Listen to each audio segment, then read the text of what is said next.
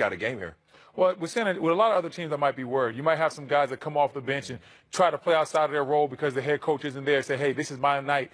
Pop's not here. I'm going to take 20, 25 shots. But in San Antonio, like you said, it's a well-oiled machine. Yep. They have the Spurs way. Everybody still knows they're going to play within themselves, play their roles, and do their job. The biggest thing that San Antonio does consistently is get guys to buy into their roles. Yep. And that's why they're going to do that tonight. They'll still be okay. I think they're going to come out with great energy. I think this will be the toughest game for Golden State. 9:30 tonight on TNT, and it is always rocking and extremely loud at the AT&T Center. That will be the exact same situation here tonight. Now, members of the Spurs met the media following shoot-around earlier today. It's going to be very difficult, to play basketball today, but have to do it.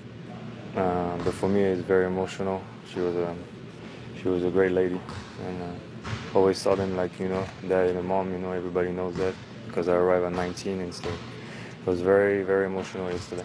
When the time comes to play, I'm pretty sure we're going to go out there and compete and respect what he always praises and always tries to communicate about fire, about determination, competing.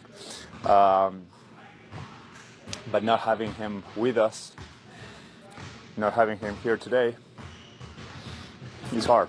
I spoke to Pop this morning. He's overwhelmed by the support, as you'd expect from Pop. He wants our focus to be about the game today. We'll miss Aaron a lot, and the focus of our team will be on supporting Pop. But we got basketball to get back to. Very emotional in San Antonio. And again, our thoughts and prayers go out to Greg, the entire Spurs family, and we're all mourning the loss of Aaron. And now we welcome Hall of Famer David Aldridge live from San Antonio in DA, as we just heard from Tony Parker, Manu Ginobili, and R.C. Buford. Obviously, this team is overcome with emotion right now.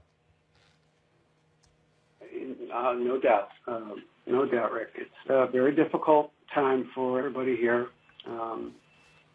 This is a very close organization, on and off the floor. Players not only, play here, but many of them stay here and make their homes here and live here in the off season, spend a lot of time here. It's part of what they call the Spurs way here. So Erin Popovich was a big part of that. She was a very private individual, so she was not out very much in the public eye, but she was very much part of the Spurs group. As Tony Parker mentioned, he was at Pop's house last night and spent time with him and felt very strongly about her and what she meant to the organization. So it's going to be very difficult for them to try and concentrate on basketball tonight, but they will try because that's what their coaches asked them to do. And speaking of coaches, D.A., Coach Messina may not be a household name to NBA fans, but he is certainly a household name to basketball fans in Europe. This is a very accomplished coach who will be coaching in Pop's place tonight. Yeah, look, he's one of the best coaches in the world. That's why he's here. He has been a champion in so many different places, CSKA Moscow and Real Madrid. He's been a very, very dynamic coach that's thought of very highly around the world. So from an X's and O's standpoint, there's not going to be any drop-off whatsoever. He's a very, very brilliant mind that a lot of teams in the NBA have been trying to get for a number of years, but he wanted to come to San Antonio and learn the NBA, amongst what is generally considered the best organization in the league. And he's been here since 2014,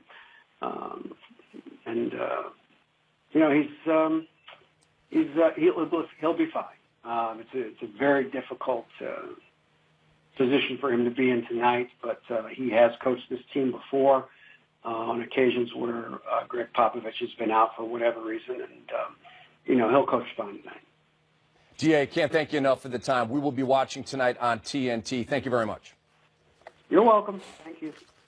David Aldridge from San Antonio. Let's shift gears now and talk about the early game on TNT, 7 Eastern. Sixers at Heat in Miami. We just told you that Joel Embiid has been upgraded to probable. Let's now hear from his head coach, Brett Brown.